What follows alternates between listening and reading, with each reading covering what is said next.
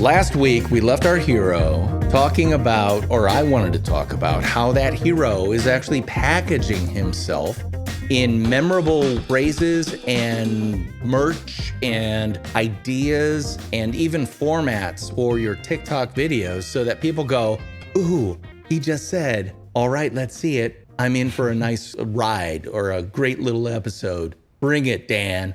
One, you may not know this because we haven't talked before, but the very first article written about personal branding by Tom Peters, the great business analyst, strategist, just brilliant guy, he wrote it about people need to build personal brands that package themselves the way that packaged goods have always packaged themselves. What's the difference between Kellogg's Corn Flakes and Post's version of it?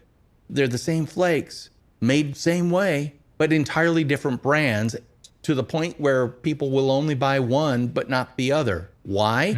Because they are brand loyal, because they have brand expectations and are satisfied or delighted by them. Dan McClellan, when I see one of your TikTok videos come up, I watch it. I don't scroll past it because I know I'm a Dan brand guy. I buy Dan's brand via my viewership on TikTok because I know what I'm going to get, which is something interesting, something that could be a little bit controversial, but delivered with a whole lot of sugar on top. So it doesn't come down like a cancel culture, get rid of this person thing, but more of a, here's some information that might make their argument a little less spectacular, but a lot more honest. I'm there for that because of Dan, the brand. When did you start thinking about packaging yourself the way you have with your merch, with your upcoming podcast, with even your classes, which are available to people? And by the way, I want to make sure that we pump those or let people know about those. When did you decide to do that? I think after only a few months of making these videos, I was uncomfortable seeing myself on camera initially. It was just the nerve it took to actually press record on that first video was just something I'd never been through before. And I wasn't happy with seeing myself on screen, but I could speak in kind of a monotone, classroom register, a voice like that pretty consistently. And that kind of became associated with my style of engaging these folks. And so after a few months, I thought about doing some things that were a little more performative, a little more set pieces where I'm doing a little more acting, and it just felt so forced and so unnatural. I didn't like the way any of these videos turned out, and I decided, I'm just going to keep doing what I'm doing. And I think that consistency will, in the long run, be better because I think people will know what to expect. And I always kind of feel a little wooden in a lot of these videos. And one of the things I don't like is when I post a video on TikTok and on Instagram and some other places, it's got to pick the thumbnail. And frequently it's the very first frame of the video, which usually is me with kind of a deadpan look on my face. And I just don't like looking at that image. But that consistency, I think, is something that people latched onto because they knew I wasn't going to, use a lot of sensationalizing language, that I was going to treat people more or less the same, whether I thought they were just a little off or way off, or even if I agreed with them. And so I think between about 3 or 4 months in and now, I realized that I have kind of a way to present these data and my take on them in a way that people think comes across pretty authoritatively, but also dispassionately and also respectfully, even if it is somebody who's spreading misinformation that can be phenomenally harmful, sometimes even prejudicial and even bigoted. And, I get a little rhetorical sometimes, and I think that entertains some folks.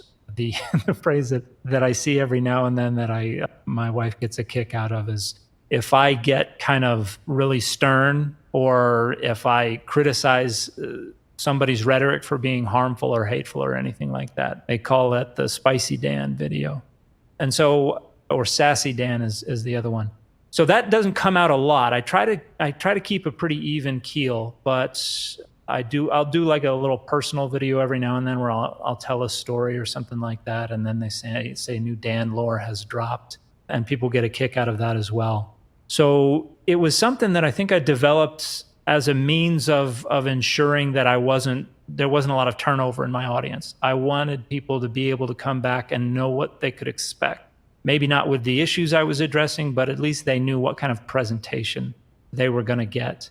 And it was more about trying to maintain that audience than it was about consciously developing a brand. But the feedback I got kind of showed me that's what was happening. What's interesting is you clearly understand that brand is not just a logo or a catchphrase or a color palette or a set topic list or anything like that. It's all that and who you are, what you do, and how you do it. That's kind of my litany on this podcast, is to say you have to understand truly who you are, what you do, and how you do it. And then I put my bumper sticker or my merch would say, know who you are so you can be it. It's a little bit Yoda-y, but really it's no, you have to know who you are so you can be it. And that's what I see with you, Dan, whether you know it or not. And maybe you're the fact that you decided, oh, the performative Dan just isn't me, or I can have a sassy Dan here and there, but I don't want to go full sass because there's enough of that. We have entire channels on cable that are nothing but that type of invective, yell at people crap that is all noise with no signal. And you don't want to be that, clearly. No. And by the way, I'm the person who buys you, meaning I'm the one who watches your video, and I can only speak for myself. And I will say, and I love that about you, Dan. I don't think you'll be insulted by me saying you're not a matinee idol. You're no Brad Pitt. No. Doesn't matter because your brain is Brad Pitt. And the data you bring to the conversation is Brad Pitt. And for people who are so sick of substanceless garbage, and here I am on a good day agnostic, on a really good day atheist, I'm still interested because I want to know. Because the worst thing for me is to just discount. I want to know, because convince me. If I'm wrong, convince me. And that's where I love your style and your brand. And by the way, I'm obviously not alone.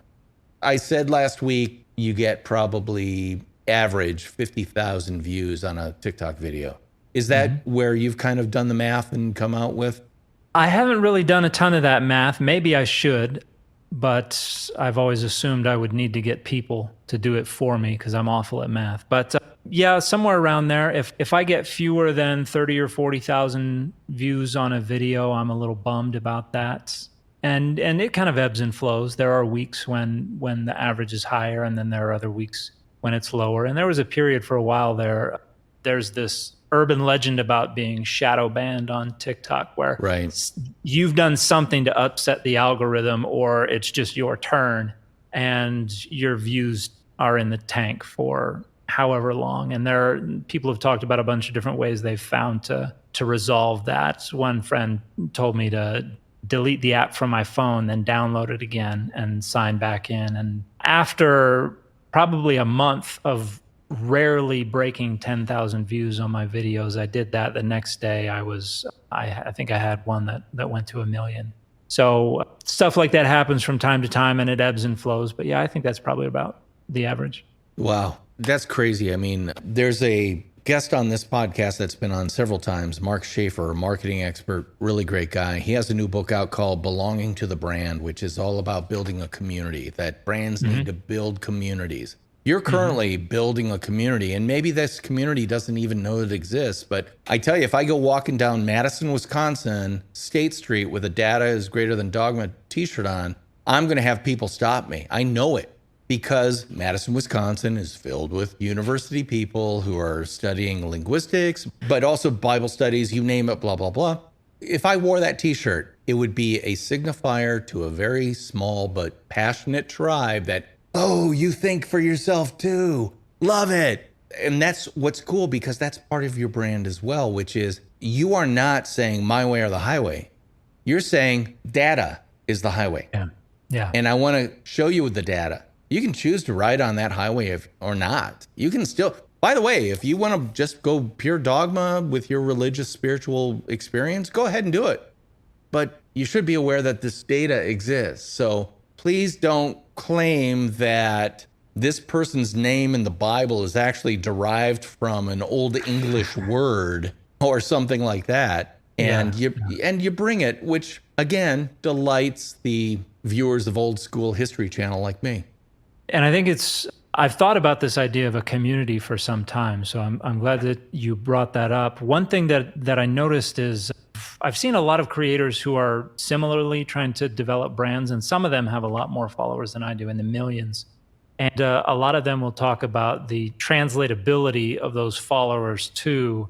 And, they're trying to sell things, sell, short films that they've made, sell books that they've written, sell attendance at events and things like that. And I hear a lot that on social media, a lot of it doesn't translate very well. And that's not been my experience at all. The first time I created this merchandise and let people know, immediately there were sales, and not anything that's going to impress anybody who actually does that kind of stuff for a living. But for somebody who never thought they'd ever sell a shirt with a catchphrase of theirs on it, it kind of blew me away. But then with these online classes that I've been teaching, I had, how many people? 1,400 people sign up for my first online class, that I was expecting maybe 100 if I was lucky. I had over 100 people. I was on the golf course. It was the day before my birthday. I'd been mulling over whether or not to launch this idea of doing an online course. And I was sitting there waiting for somebody they stuck me with to hit, who was taking forever.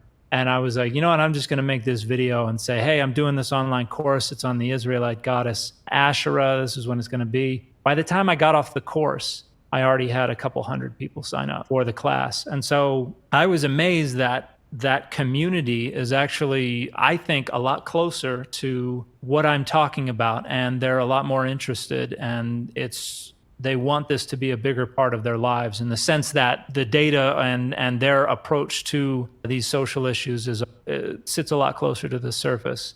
And so I've been surprised by that, and I've been trying to think about, now that this community is developing, I want to be able to curate it in a way that allows these people to take advantage of all the opportunities there are out there, to get to know other creators, to get to know some of the scholars that I know about that they may not be aware of, and kind of build bridges so these folks can have greater access to a lot of this stuff, so it's not just the me show. And there are some complexities that have arisen at the same time.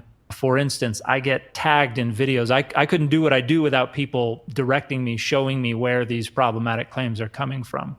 And I have noticed that I get tagged a lot more frequently in videos by creators who are women or who are otherwise members of minoritized or oppressed groups. And the last thing I want to do is be the guy who just is dunking on minoritized and marginalized groups all day long. So I'm in discussions with some friends right now about what to do about that kind of thing, because I don't want this community to turn into folks who enjoy seeing a certain type of people be corrected all the time.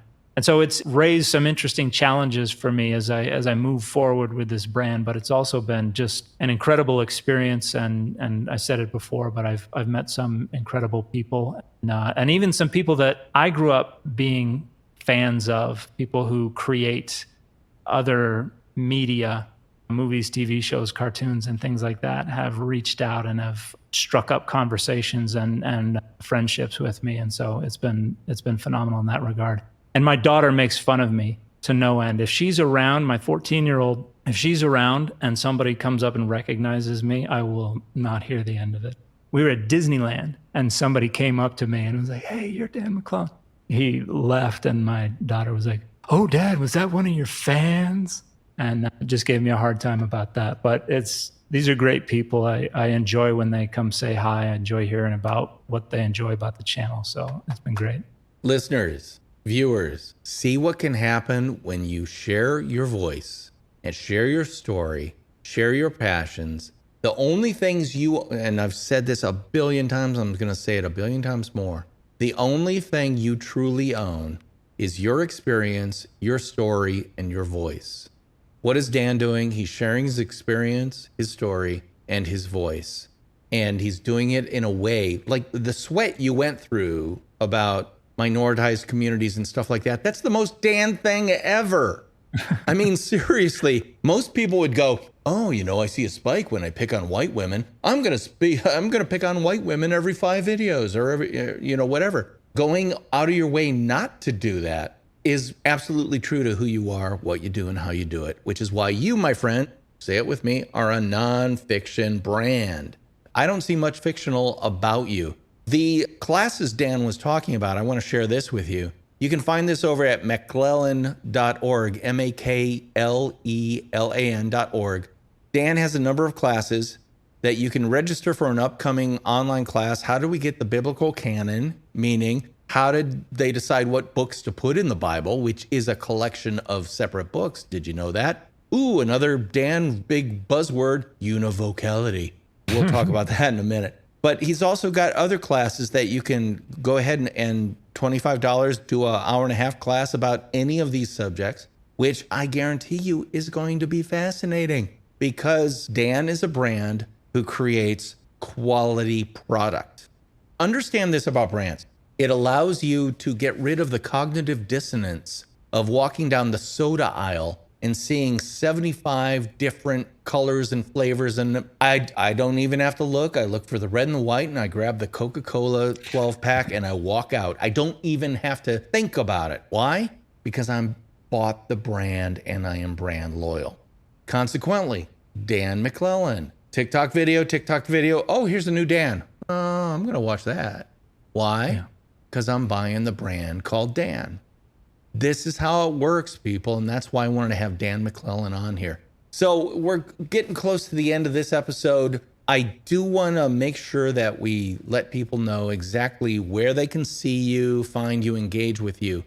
Your number one place is right on screen, www.mcclellan.org. Just going to say that's my new website where I'm hosting the online classes, and eventually that will be home base for me. I'm going to have scholarship I've published hosted there. I might have a blog at some point, probably links to my podcasts and things like that.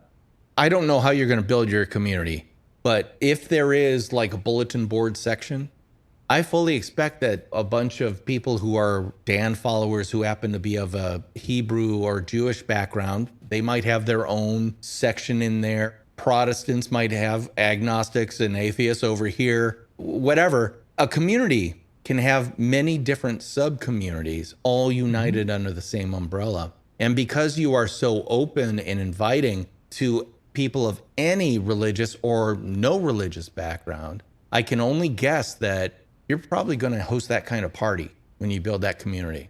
Hopefully, yeah.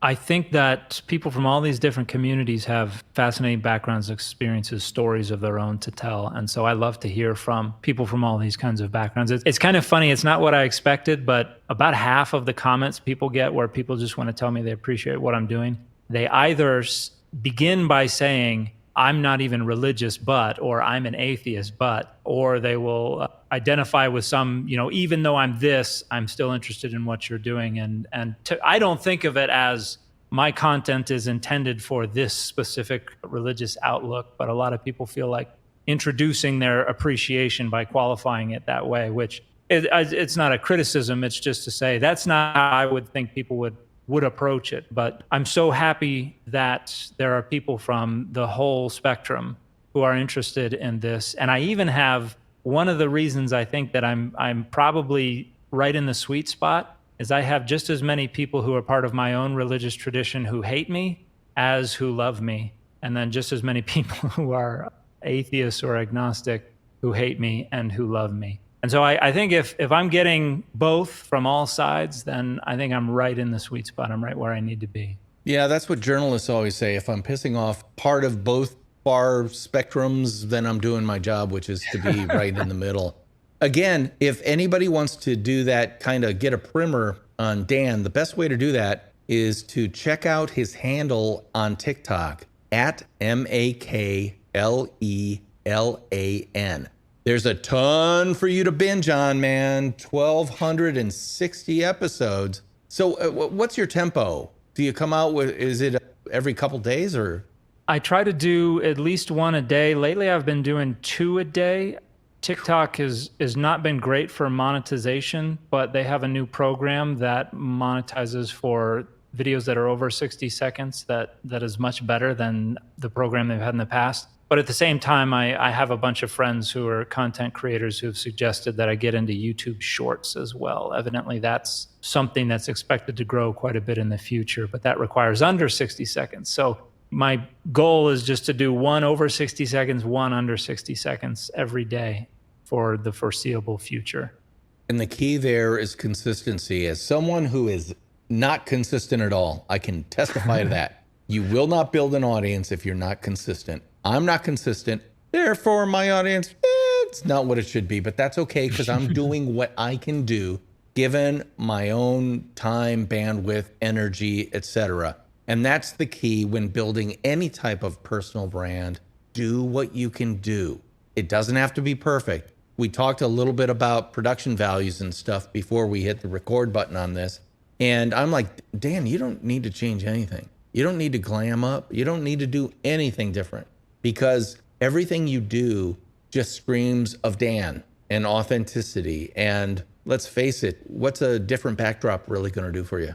My polluted backdrop behind me on the live stream, if you're watching, you can tell a bunch of stuff about me, that I like guitars, I like music. I've got an old Wisconsin license plate up there with my last name, kind of phonetically spelled out, Knudten, so that's helpful. But the whole point is do what you can do, because right now, if you're doing nothing, I guarantee you're getting nothing. But if you're doing what Dan's doing, you might have a whole new career because, by the way, Dan, who's your boss? Right now, it's my 3 little girls, but my official boss is myself. Yeah, since January, I've been doing this full time. Good on you, man. And again, if you want to get into one of Dan's classes or something like that, check out McClellan.org. You can see the URL on screen if you're watching the live stream, or his handle at McClellan on TikTok and Twitter. And you've done the one smart thing of packaging a brand, which is rationalize your handles across all channels the same way I have at DP Knudten, which it helps to have a name that not a lot of people have. I will say that. Yeah. Well, at any rate, Dan, I want to thank you so much for being on the Nonfiction Brand podcast. I hope the audience members have, through my enthusiasm, gotten a flavor and an understanding of what Dan's about. And the whole thing is, he may not be your cup of tea, doesn't matter, but he's making his own tea. And there are a whole lot of people like me who are clamoring for it because he's being 100% authentic and he's building a platform for himself across other platforms, but he's already trying to bring those platforms over into his own owned land in terms of websites, classes, etc. Smart. I'm just saying, very smart. As always, the Nonfiction Brand podcast is brought to you by the book I wrote, Nonfiction Brand, Discover, Craft, and Communicate the completely true, completely you brand you already are. That's available over at the House of Bezos. Just look for Nonfiction Brand Knudten, Knudten, and you'll be able to find it, buy it, and let me know, and I will be delighted forever. What is the name of your merch? Let's let people know about your merch spot. It's bonfire.com/ The store, it should be data-over-dogma.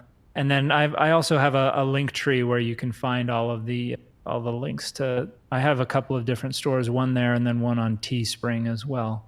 Yeah, there you go. Bonfire.com/store/data-over-dogma. And boy, I got to get me one of those data greater than dogma hoodies. Way too cool. At any rate, Dan, thank you so much for being on. I want to let you know that you are number 2 of a new sub-series of the Nonfiction Brand podcast that I'm calling the Tick Talk sessions, where I have people just like Dan on so that I can really talk to interesting people about all this stuff. And hi, David Bauman, who I went to college with. He's on the live. He's watching on Facebook Live. Hi, David. By the way, David, check out Dan McClellan on TikTok et al. That's it for this week on the Nonfiction Brand podcast. I am, of course, your host, DP Knudten, and he is Dan McClellan. and I'll be talking at you next week. Bye-bye.